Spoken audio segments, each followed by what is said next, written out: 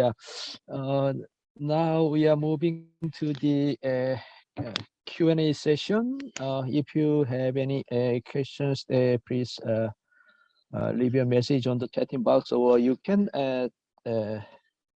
let me know that you wish to ask some questions among audience. Okay.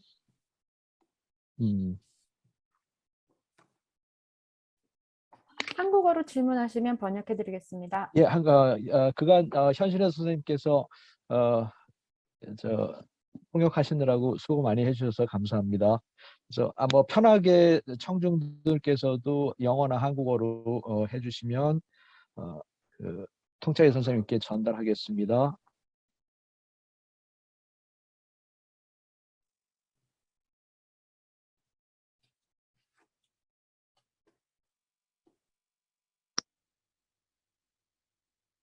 Can I ask a question? Just a short questions. First of all, thank you so much for your wonderful presentation, Mr. Professor Tongchai Winicchaku. And by the way, I'm such a big fan of your reading, your academic productions, and thank you. And many applies for my messy hairstyles because my wife is out of home, so I'm the only person who taking care of my daughter. So sorry about that. But I have a question about there was another massacre in 1992 in Bangkok City, and there was a very brutal conflict between the loyalists and the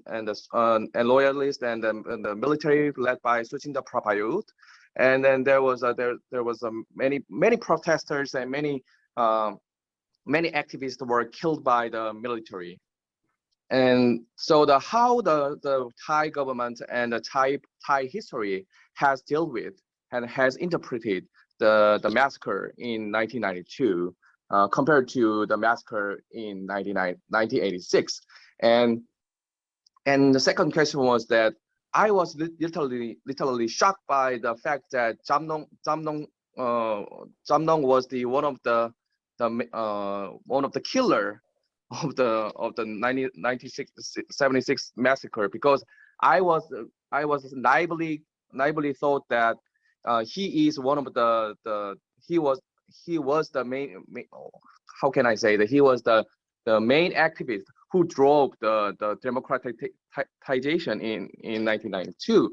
So from your perspective, how can I interpret it, the changing role of the Jamnong's changing role compared to the 1976 to compared to the 1992? Thank you so much, Professor Tongchai. Thank you so much.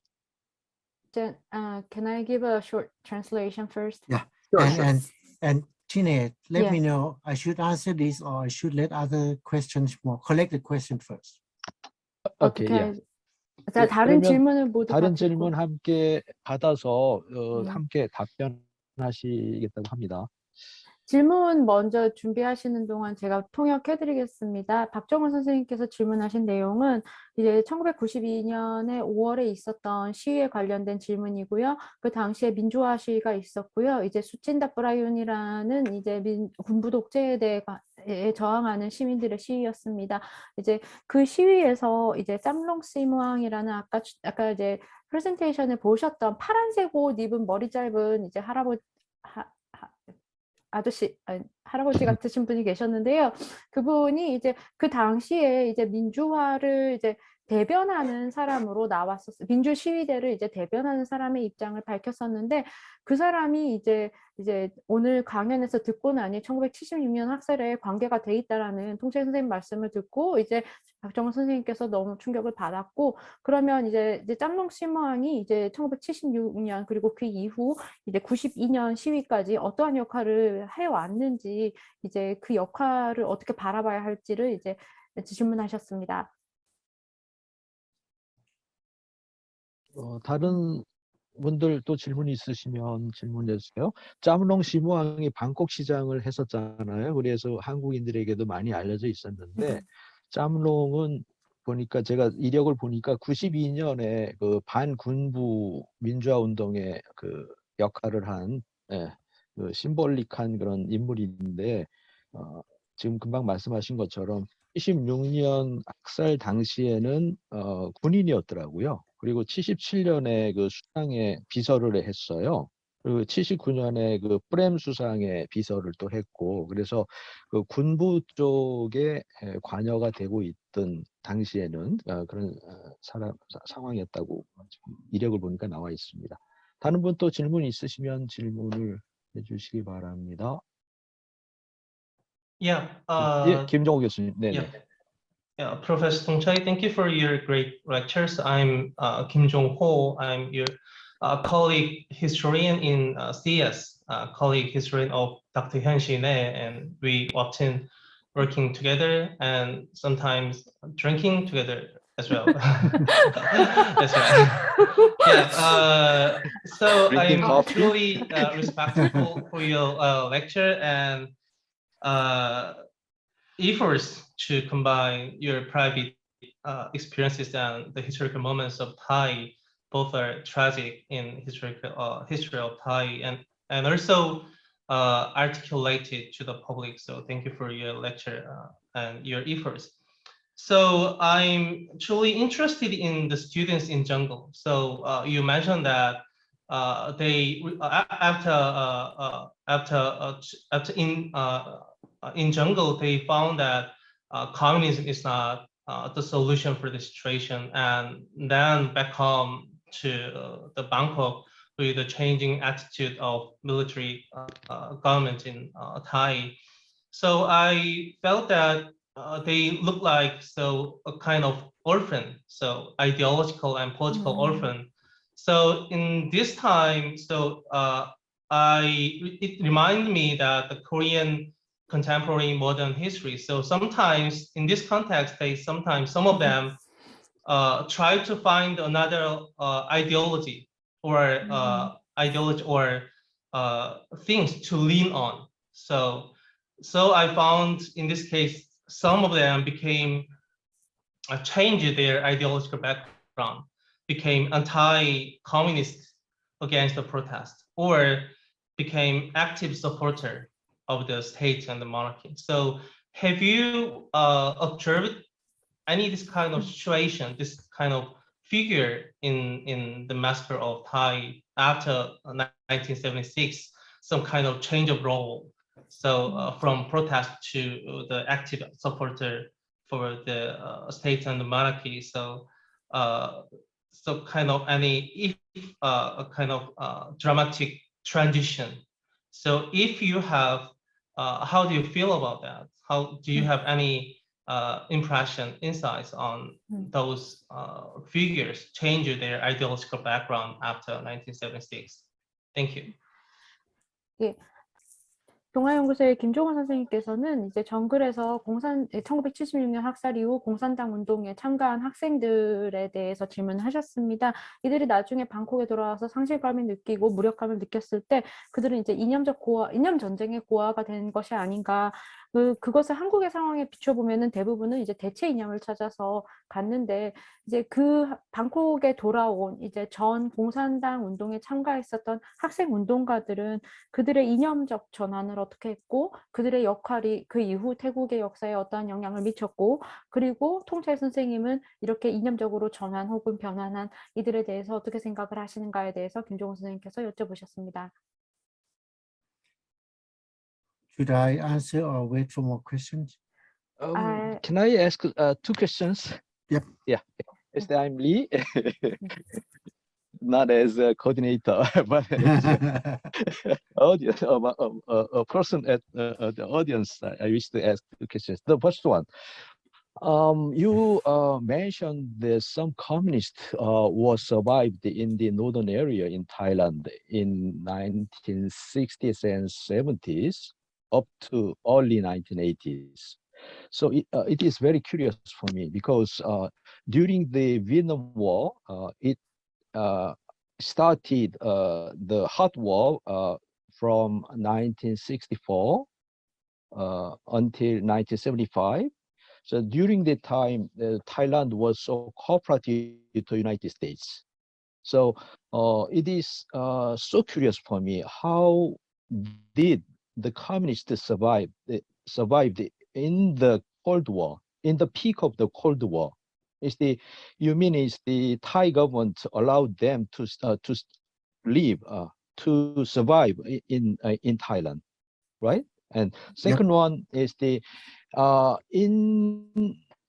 in Korea, in South Korea, we have a tragic history in Gwangju in 1980, as you know. So the 1980 is just after the massacre in Thailand in 1976.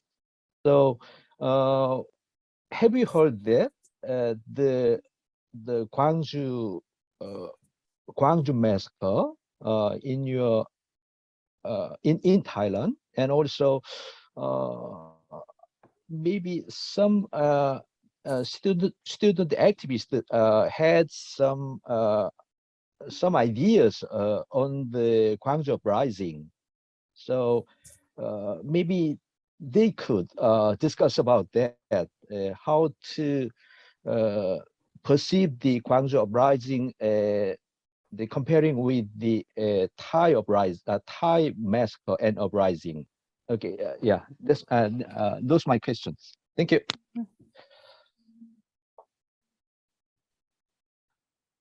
Okay, should I answer or? 카톡창에 질문 있어요. 예, 저 아까 질문하시려고 하신 분 한 분 계셨는데, 예, 선생님 전화 예, 얘기하십시오. 그러면 현 선생님께서 간단하게 영어로 전달을 해주시기 바랍니다. 예, 죄송합니다.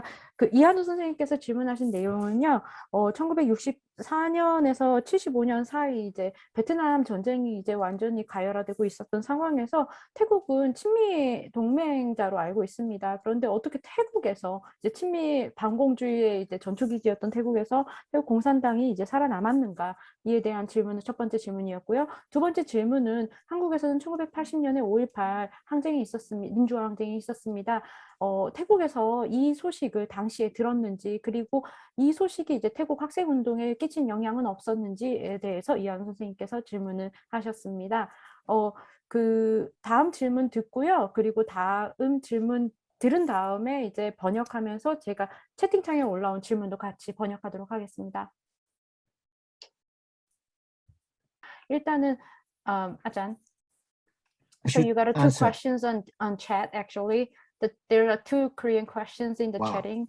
So yeah, you're popular right now. So okay, so the first question, it's done by a student whose name is Song Jae, and his question is that up to present, are the royalists denying the truth of the 1976 massacre, and they don't believe it really happened until today?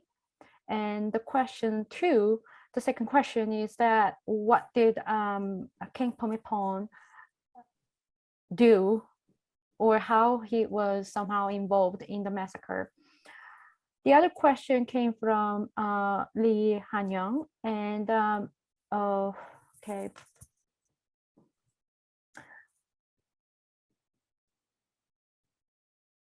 His question is about the verdict that came out of the Supreme Court in November. You remember that the Panusia got about, like, you know, whatever the defamation of the palace.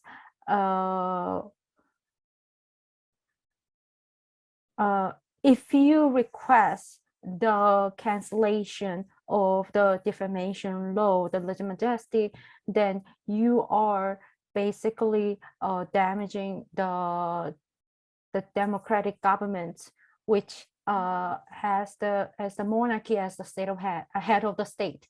So in this case, that, like, you know, is there any other way that, I mean, the verdict, this commentary seems to reflect that, like, you know, the reformation of the monarchy in Thailand seems to be in a rough path.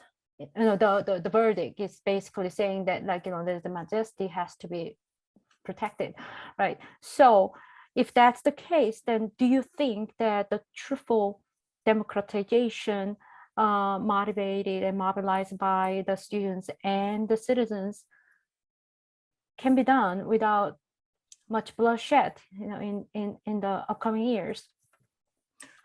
Yep. Yeah, there are actually 2 more questions. Should I wait Oh, or just questions, go? can you? Yeah. I can take it, That- but I'm not sure I can answer all. Okay. Yeah. Maybe Okay. we Go ahead, should, good question. we Okay, I should will- I wrap will- up the, after 2 questions, then we should wrap up this Q&A session, maybe. I will just 현신혜 go- 선생님 요 2 질문까지 하고 이제 예. 답변을 받을까요? 일단 올라온 거 3개까지만 딱 하고 그다음 답변 받고 네네, 여기까지만 하겠습니다. 예. 하고 답변을 받는 것으로 하겠습니다. 네. So Cho Hakyan asked about the Sangha. So like, you know, you mentioned about like the Buddhist Sangha was involved in the case, and like, you know, could you explain a little more?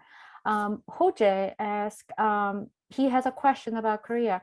So in Korea, there has been a state violence since the 1950s after the Korean War, and we had a May 18th Gwangju massacre uprising. And so the massacre and the killing has such an impact in Korean history, like in Thailand. And we have been the Korean civil society and the democratic people population have been striving hard to incorporate the memories of Gwangju and the independence movement before the 1950s as a part of their retrieving their historical role in constructing this nation. At the same time, you know, there are like a lot of the statists who are saying that, like, you know, Gwangju and those kind of independence memory are like, you know, something that should be discarded, and that's, you know, that's kind of like a barrier and obstacle for Korea for moving on. So in this case, that, like, you know, how do you evaluate the Korean democratization movement overall? You know, it's a little bit a broad and rough question, but do you think that, like, you know, the status of the Korean democratization, the level of Korean democratization, from your own perspective, do you think that this will have an impact on other people, such as Thailand and the ongoing struggle in Myanmar? The last question from Kang Hee-jung, and the question is that you said that, like, you know, a lot of students who joined the Communist Party in the jungle after 1976 were Maoist, and in the communist groups within the jungle, was there some kind of like division between the Maoist and the communist, right? You know, I am very curious if they have received any, like, you know, support from China directly, and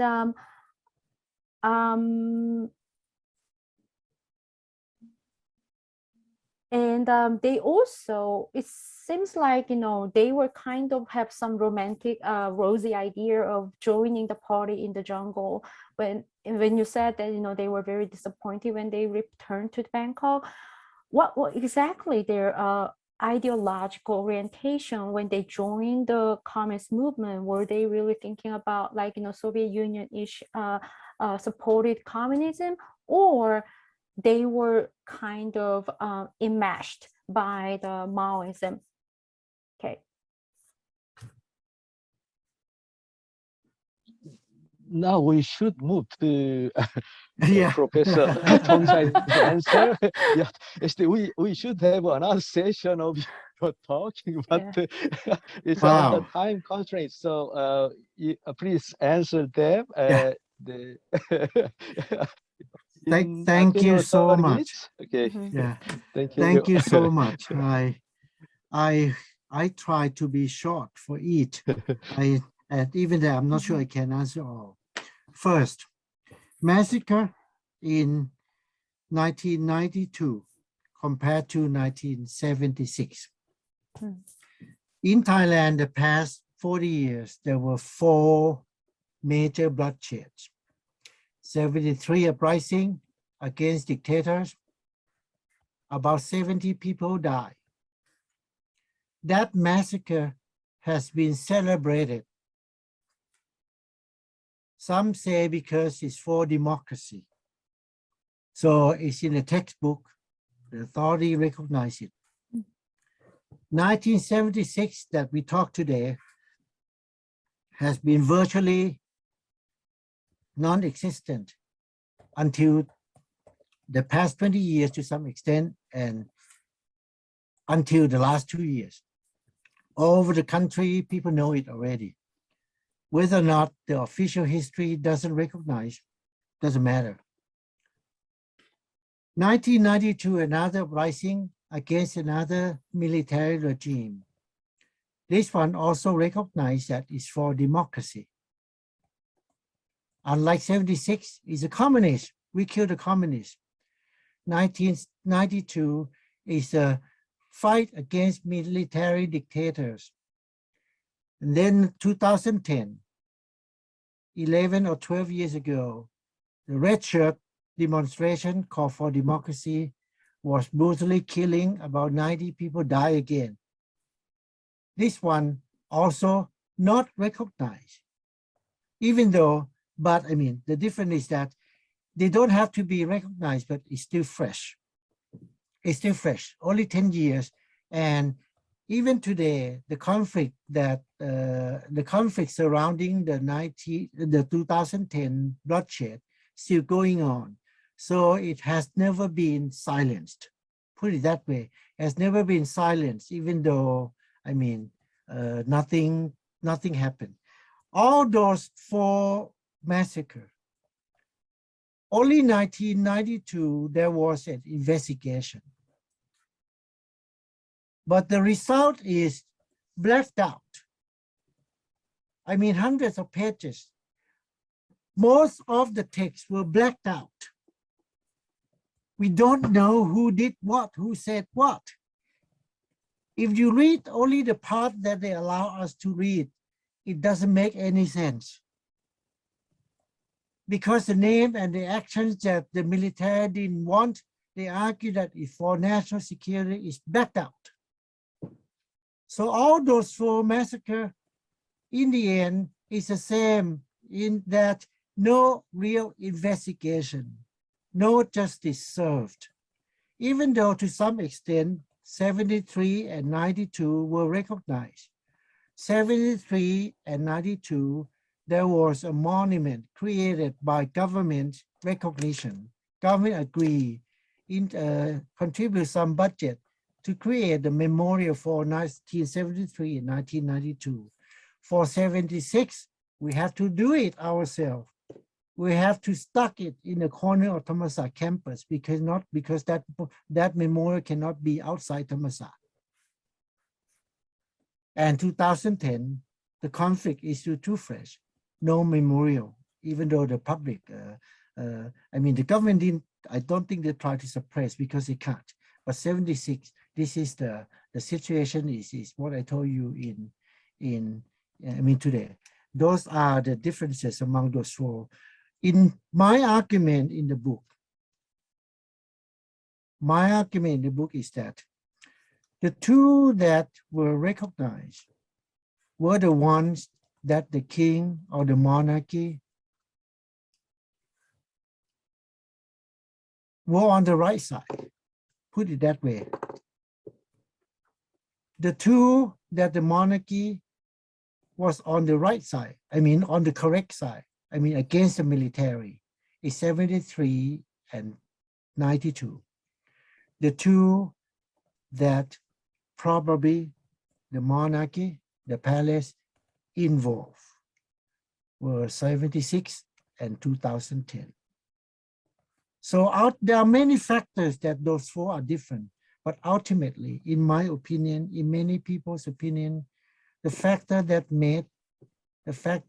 ultimate factor that made recognition or unrecognition of the massacre depends on which side the monarchy took in those conflicts. If they took side against the military, then it will recognize. If they were on the side that contribute to the killing, those massacres would not be recognized. This is the first. Sorry, too long. 짧게 번역을 해드리도록 하겠습니다. 태국에서는 약 4번의 학살이 있었습니다. 이제 유혈 학살이 있었습니다. 1973년 있었고요. 1976년 있었습니다. 1992년 그리고 2010년 4번에 있었습니다. 근데 이 중에서 공식적인 조사가 이루어진 것은 1992년입니다. 1992년 5월 학살인데 이 92년 공식 조사가 서가 공개가 되었는데 대부분이 다 이제 검은색 칠이 되어 있어서 이제 공개된 자료 갖고서는 누가 이제 관여를 했는지 누가 발포 명령을 내렸는지 알 수가 없는 상황입니다. 결국 이 말은 이 4개의 모든 학살들이 이제 아주 비슷한 상황이라는 거죠. 국가에 의해서 이제 공식적인 조사는 이루어지지 않고 누가 관여를 했고 누가 발포 명령을 했는지 우리는 알 수 없다는 말입니다. 그런데 우리가 보아야 할 것은 1973년과 1992년의 학살은 이제 국가에서 기념비도 만들어주고 그것이 민주화 항쟁의 이제 일부였다고 인정을 하는 반면에 1976년과 2010년에 이루어진 학살에 대해서는 완전한 이제 침묵으로 일관을 하고 있다는 그 태도의 차이를 볼 수 있겠습니다. 1976년 기념비 같은 경우에는 저희가 돈을 모아서 만들었고 그것이 공공장소로 나와서 안 되기 때문에 타마삭 구석에 어디 처박혀 있다는 이제 말씀을 하셨습니다. 1973년과 1992년 그리고 1976년과 2010년의 학살들이 왜 이렇게 다른 대우를 받고 있는가에 관해서 선생님은 책에서 또 설명했듯이 국왕이 어느 세력에 붙어 있었느냐 죄송합니다. 붙어 있다는 말은 좀 그렇고요. 어느 세력 쪽과 같이 했느냐를 이제 의미한다고 얘기하셨습니다. 1973년과 1992년은 국왕은 민주화 시위 세력 쪽에 있었고요. 1976년과 2010년은 그 반대 세력에 있었기 때문에 1973년과 92년은 민주화의 항쟁, 그러니까 이제 왕실 민주주의를 이제 추구하고 있는 태국에서는 그것은 민주화의 항쟁의 일부가 인정으로 받을 수 있었고 나머지는 그렇지 않다고 되어 있습니다. 결국 이러한 사건들의 인식은 왕실이 어느 세력과 함께 하고 있었느냐에 따라 결정되었습니다. The question about Jamlong Simuang. In fact, Jamlong has been known as one of the democratic activists to most people in Thailand.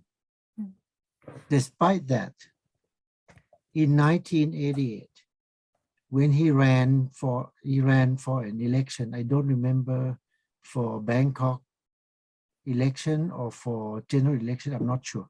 Anyway, in 1988, when he was a leader of the party, somehow some people raised the question of his role in the massacre in 1976. He was evasive. He could not answer that he involved or he did not involve. He did not answer that. In 1988, by that time, he was known as a democratic soldier and activist. So his role, even today, a lot of people still recognize him that way, although a lot of people have doubt. I show the picture because in my research, I found that he was responsible for organizing a number of right-wing groups in 1976. But this information has not been public. I have to say that I found that, I believe that. Am I 100% sure? No. But plus the fact that he did not refuse, he did not accept it, he just evasive, his role in 76. Possibly because Jamlong may have changed after the massacre. 짬롱은 지금까지도 민주화 세력의 지도자로 알려져 있지만은 1988년 그가 총선인지 혹은 시장 선거를 뛸 때 이제 수많은 사람들이 1976년에 학살 당시에 그는 무엇을 하고 있었냐. 그 아까 기한우 선생님께서 말씀하신 것처럼 군인 신분이었고요. 그 당시에 이제 어떤 역할을 하지 않았느냐에 대해서 의문을 제기했을 때 모든 대답을 그러니까 아무런 대답도 하지 않았습니다. 그 태국에서 이제 군부 서클 중에서 데모크래틱 솔저라고 해가지고 민주적인 군부 이제 약간 그 파벌 세력이 있는데 그 세력의 이제 지도자였기 때문에 짬롱에 대해서는 이제 민주화를 이제 지지하는 군인이라는 이미지가 굉장히 강했지만 나는 연구를 통해서 그 사람이 이제 1976년 학살에 가담한 수많은 우파 단체들을 조직한 것을 알게 되었고, 뭐 물론 이 자료들은 이제 공개된 자료들은 아니었습니다. 저는 그가 학살에 관여되어 있다고 믿습니다. 다만 1980년 전후로 해서 그는 이제 이미지 세척을 한 거죠. For the question about are there people on the left that change to become the right? I mean, the radicals who turn to be right-wing or turn to be conservative. Yes, in fact, most of the ex-radical or former communists in 1970s are today royalists or conservative right-wing. How do we know that? The short answer is that if you know Thailand, conflict in Thailand between yellow and red shirt, right? The majority, I don't know who I got this information. I don't know how they know this, but I also believe that it looks like it's correct. The majority of the activists in 1970s who were leftists, today they support yellow side. They support yellow shirt, which is a royalist. The reason for their support, it's complex. I mean, we need another subject to talk about this. In Thailand, this is going on for 10 years. Why these people change? I believe that there are so many reasons together, not one reason. There may be a number of reasons, but result is the same. The majority support the conservative side. Among those many reasons, the main things are, I would say, only two. One, they believe that the monarchy or royalism is less dangerous than capitalism. So they believe that capitalism or Thaksin or democracy that support capitalism is dangerous to the country than royalism. So they turn to support the right wing. Okay, that's it. 변절자는 아주 많습니다. 대부분의 공산주의자들이 지금은 왕정주의자와 구구보수파가 되어 있습니다.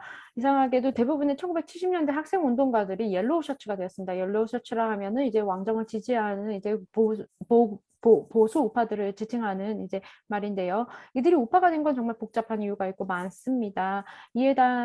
그래서 이에 대한 논의는 정말 다른 세션이 필요하겠습니다. 근데 이 중에서 제가 가장 중요하게 보는 거는 이들은 국왕 그리고 왕정주의가 자본주의보다 덜 위험하다고 생각을 합니다. 이들이 생각하는 자본주의는 탁신이라는 이제 2001년 이제 대중적 인기를 몰아서 이제 총리가 되었었던 이제 미디어 재벌 탁신 친하와 총리보다는 훨씬 더 안전하다고 국왕이 더 안전하다고 생각하기 때문에 옐로우 셔츠에 가담했습니다. Okay. Next question: How the communists survived during the Cold War? They went underground.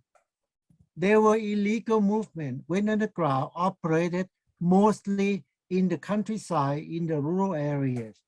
But in cities, in universities, there were underground movement. They were illegal. So they survived in that way. And mostly they don't have much influence until they got the students flooded into the jungle to support them. That's when this situation alarmed the military that they better change the strategy, because it looks like the more they suppress the students, the communists grew. 공산당 운동이 왜 이제 베트남 전쟁 시기에도 태국에서 살아남을 수 있었느냐 하면은 그들은 대부분 비합법 단체였고 촌에서, 그러니까 이제 도시와는 떨어진 아주 촌에서 활동을 했었기 때문입니다. 도시에서나 뭐 대학교에서는 언더그라운드 비합법 단체로 이제 활동을 했었고요. 그래서 살아남았고 문제는 더 그렇게 크게 영향도 없었다는 것입니다. 그런데 1976년 학살 이후 학생들이 대거 이제 정글에 있는 공산당에 합류하면서 그들의 이제 공산당 세력 사이즈가 늘어나기 시작했고 그때부터 군부 정부가 이제 경계를 하기 시작한 거죠. The question about Gwangju in 1980.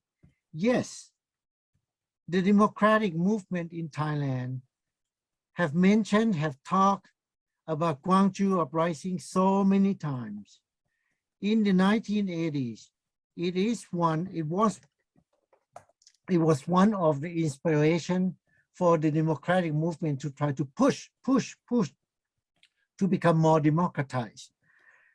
And you can guess that in the past few years that Thailand now fighting against the military, against the royalist regime again. Gwangju was mentioned again and again, yes, again, including two leading activists in current movement. The students got the Gwangju Prize in the past few years. Both are in jail right now. So if I could answer this question, I would like to urge that anybody care about Gwangju, please campaign to help release those people, including the two Gwangju Prize winners who are in jail right now, not because they are ruled or verdict that they break the law. They were accused, but they were denied bail. Bail supposed to be rights, but they were denied bail by the court. They were locked up in jail right now. So this is the Gwangju I want to answer. 광주의 영향은 분명히 있었습니다. 민주화 세력들은 광주에 대해서 정말 많이 이야기했었고 1981년도에만 했어도 태국에서는 민주화 세력 내에서 광주를 본받자라는 이야기들이 나오곤 했었습니다. 그리고 지금도 광주 이야기는 끊임없이 되고 있습니다. 여러분도 아시다시피 광주에서 광주 5.18 기념재단에서 주최하는 인권상을 태국의 운동가 2명이 받았습니다. 파이하고 아논남파라는 변호사인데요. 지금 둘 다 감옥에 있습니다. 이들은 모두 지금 이제 보석을 거부당한 채 감옥에 이제 무기한으로 잡혀 있는데요. 광주에 관심 있는 분들이라면 지금 이 2명의 광주 인권상 이제 수여자들이 이제 나올 수 있도록 도와주시기 바랍니다. The question about my book Sign Map as alternative Thai history. Yes, I intend to write the book because I want to change Thai history completely. I don't mean that I have influence, but let's say at least into ideas. I want to rewrite Thai history. Why? Because as I explained to you today briefly, I think history, royal nationalist history was partly responsible for the killing. So I tried to, how about create another history, which is, I believe, more convincing than the official history. But unfortunately, that book is nothing about capitalism. That book does not written to fight capitalism, and I am sorry, but let's say honestly to say that I am no longer Marxist. I don't write history in that way anymore. Marxist is just another idea, another ideology among many. Have upsides, have flaws and downsides. It is one of the many. I'm not going to be against Marxism, but let's say it's just one among so many ideas. And that book, Sign Map, has nothing to do with fighting against capitalism. 아까 지리체 책이요. 사이언맵에 관해서 질문하셨는데 저는 이 책을 태국의 역사를 완전히 바꾸고 싶어서 썼습니다. 제가 그런 영향력이 있을런지 모르겠지만은 저는 아까도 말씀드렸다시피 왕실 민족주의 중심의 역사가 학살의 원인이라고 생각하기 때문에 이를 바꾸기 위해서 새로운 역사를 쓰고 싶었습니다.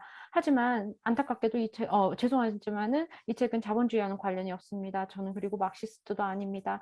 저는 막시즘에 반대하지 않지만 그 이론이 이 책을 이제 이루는 구성 요소는 아닙니다. The question whether the royalists deny the truth about October 6th. I think they are like the public. But let's say the public, I say it again, they are like the public that many of them may not know. Once they know depends on whether or not they want to believe. But I believe that the royalists who involve or who are politicized, they cannot deny, they know that. They try to silence, doesn't mean they did not know. They know it, but they try not to let the public know it, put it that way. But I believe that up to now, they cannot, they fail. The problem is that how they are going to explain it. I don't know. That one I don't know. So some of them might deny, like the public. Those of them who know politics, they cannot deny anymore. But I think they have trouble trying to explain it. On that question, how to explain it, I can't help, because the only way to explain it is explain my way, I believe. Whether or not, why they are reluctant, because the role of King Bhumibol. Yes, when I say the monarchy involved in some ways indirectly, then contribute, for sure, contribute in significant ways to the massacre, to the situation that led to the massacre. The monarchy that I mentioned means King Bhumibol, the so beloved king of Thailand, partly because Thai people has been under, I don't know what to say, a kind of propaganda, a kind of ideology that King Bhumibol is semi-god, is super good people. Nobody is super good, nobody is super bad. There are some super bad, but nobody is super good. They're all politicized people. King Bhumibol, the image that he was so great, that also image, if you ask me, he is not as, how to say, he's not bad as some people, but he's a political person. So some good, some bad, but he was the monarchy. That's a problem. That's why October 6th has been silent for years, for decades, because the role of King Bhumibol. How he involved, I cannot say so much than this. And I hate to say this, but I have to read chapter 2 of my book. He contributed in direct and indirect ways to the massacre, such as involved in the conspiracy that leading to the massacre, involved in the mass movement that surrounded Thammasat University that morning, the village scout. Chine knows this better than me. Even though, of course, I never accuse him of knowing that, ordering soldiers to kill students. I never mentioned that because no evidence. Sorry, long answer. 왕정주의자들은 왜 학살에 대해서 아직도 부정하고 있는가? 예, 부정하고 있습니다. 그런데 뭐 부정을 못하는 위치에 있더라 하더라도 설명을 하려고 하지 않습니다. 왕정주의자들은 이제 아까 말씀드린 이제 양면성 침묵, 이제 대중들이 갖고 있는 양면성 침묵의 관점에서 이해를 하시면 될 것 같은데요. 많은 사람들이 알지 못하고 알아도 믿고 싶지 않아 하고 알게 된다 하더라도 믿어도 이야기하지 못하기 때문에 침묵을 지키고 있다라는 것이죠. 그래서 대중이 알지 못하게 하는 것도 사실은 굉장히 이제 효과적인 이제 처단 방법, 처음에 처방이었다고 생각할 수 있고요. 푸미폰 역할 때문에 그러는 것인가? 여기서 말하는 왕정은 사실은 결국은 푸미폰 왕 아니겠습니까? 푸미폰 왕이 그 시대에 이제 집권을 하고 있었고요. 푸미폰 왕은 태국 역사상 가장 사랑받는 국왕입니다. 반신반인의 존재죠. 그렇기 때문에 국왕은 정치적 존재가 아니라고 하지만 저는 국왕이 정치인이라고 생각합니다. 정치적 존재라고 생각하고요. 하지만 국왕에 대한 그런 신격화가 학살을 이야기할 수 없게 하는 가장 주요한 원인입니다. 그래서 이 학생에게 제가 직접적으로 어떤 이야기를 다 할 수는 없겠지만은 꼭 제 책의 2장을 읽어보기를 추천하고요. 직간접적으로 국왕은 관련이 되어 있습니다. 흑색 선전에 참가를 했다던가 이제 당시에 학살을 주도했었던 보수 단체의 행사에 굉장히 많이 관련이 되어 있습니다. For the Sangha, how they involve? In fact, the Sangha involved less than the monarch. The Sangha, one senior Sangha, one senior monk, who was later, after 1976, became Supreme Patriarch for 20 years. He just died less than 10 years ago. Involved in the conspiracy to bring former dictator back and to protect former dictator in his temple.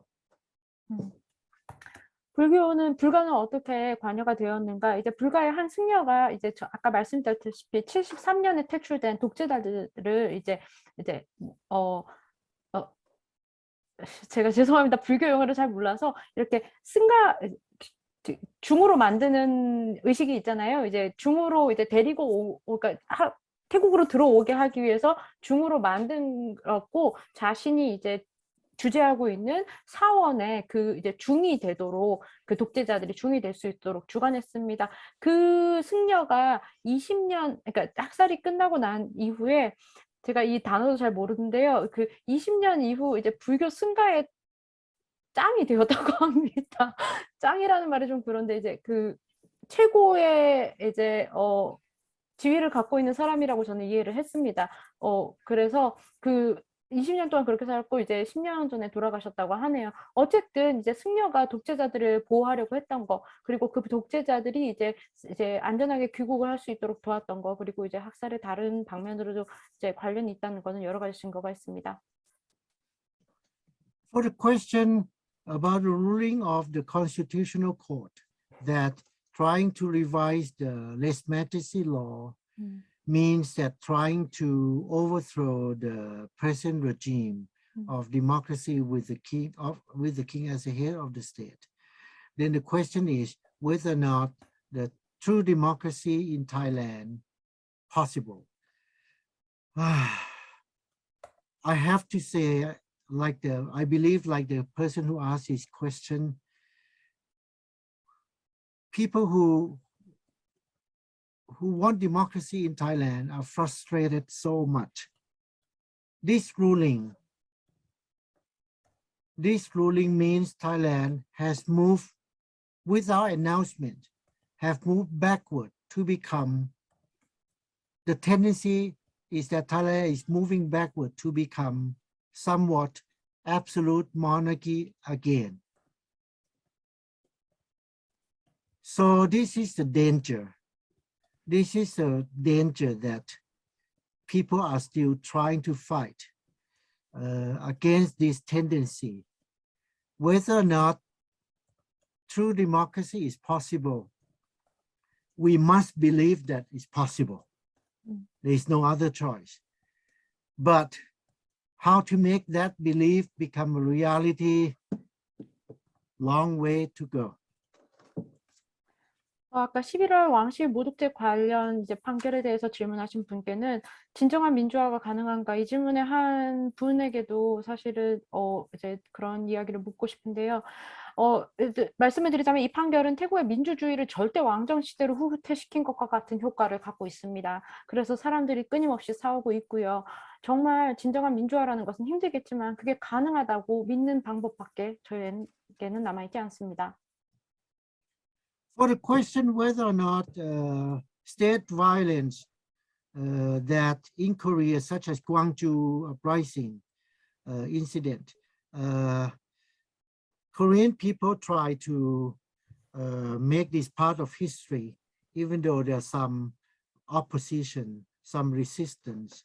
Then ask how I think about Korean democratization and whether or not uprising or struggles in Korea have influence or have impact on other countries. As I answered already about Gwangju, yes, it does have impact. It inspires a lot of people, but I think in every country the major factor is domestic situation. So far more important is domestic. But let's say among the activists, democratization activists, we all know about Gwangju issues. There are some other incidents, a few other incidents involving the Gwangju. We even organized the exhibit about Gwangju a few times in Thailand. And recently there are protests against the Gwangju art, something.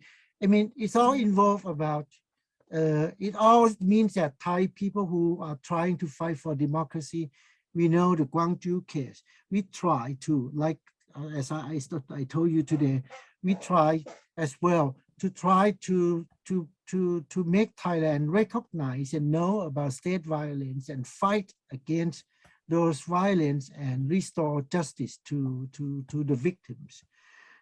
So how we evaluate, I think Korean example has been a great inspiration to many countries, but to what extent, I can't say, because the domestic factor is enormous influence.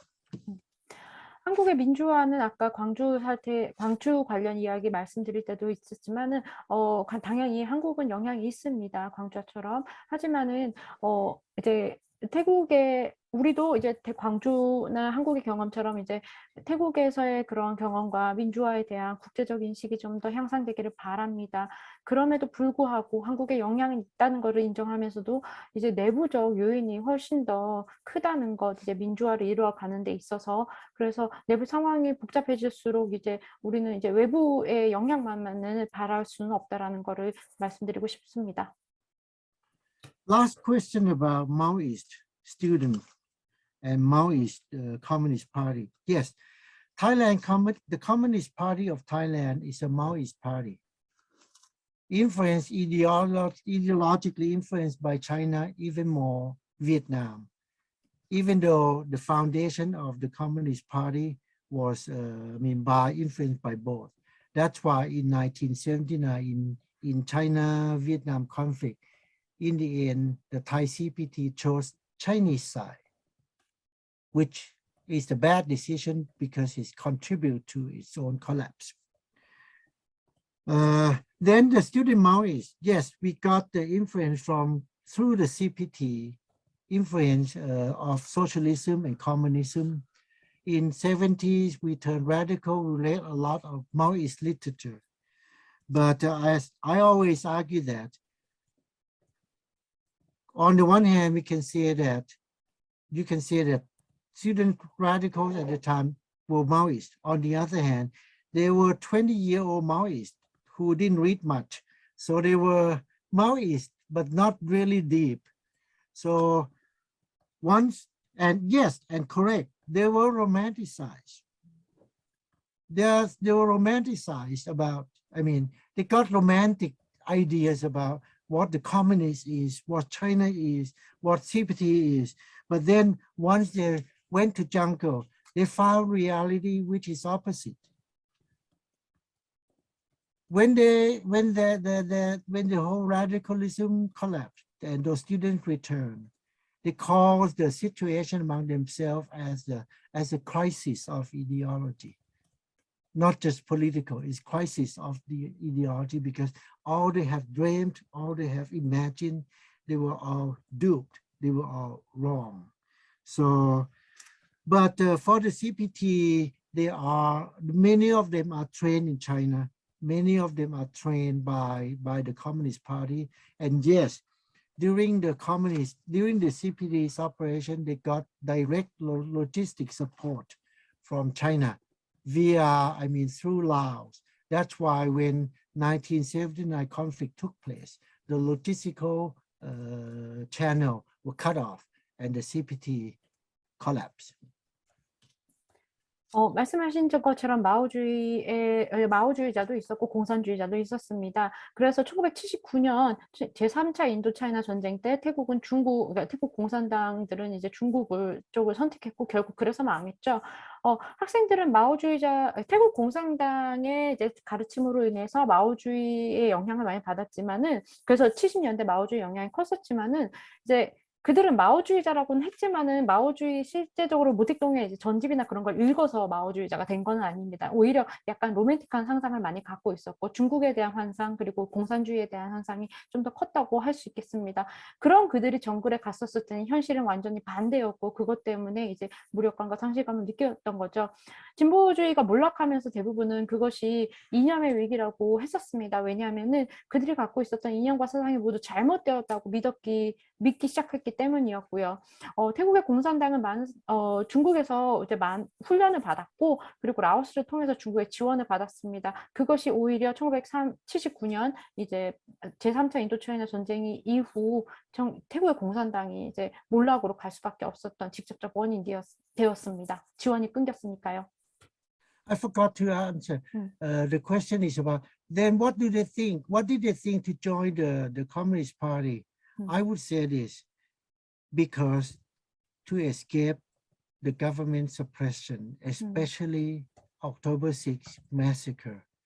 Today, the government again suppressed them, put them in jungle. Many people have said so many times in the past 2 years that unfortunately, in Thailand, no communist party, no communist option, and no jungle anymore because all the jungles, all the trees were cut down, urbanization expanded, nowhere to go. So they compared to 40 years ago that the communist, the impression the Communist Party is less about communism, but it's more about the option, the alternative way to struggle, to fight against the government. So why they joined the communists in those years?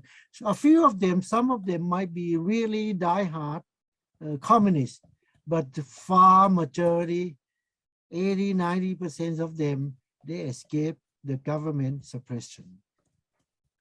그렇다면은 이들이 왜 공산당에 들어갔느냐? 1976년 학살 이후 대부분은 정부의 탄압을 피해서 공산당에 들어간 거라고 보시면 되십니다. 80%에서 90%의 학생들은 공산주의자가 아니라 정부를 피해서 도망간 것입니다. 최근 들어서 이런 이야기가 나오고 있었는데요. 이제 살림 벌목이 너무 심해져서 정글도 없어지고 공산당도 없는데 지금의 학생 운동가들은 어디로 숨어야 하는 말이 나올 정도입니다. I hope that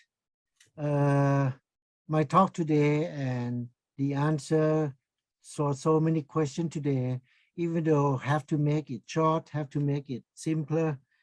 If you have more questions, I hope that it encouraged you to think more, read more, try to find out the answer by yourself. No talk ever answer everything. Nobody can do that. The final solution is that for you to find the answer, to study more, to learn of these things by yourself and find your own answers.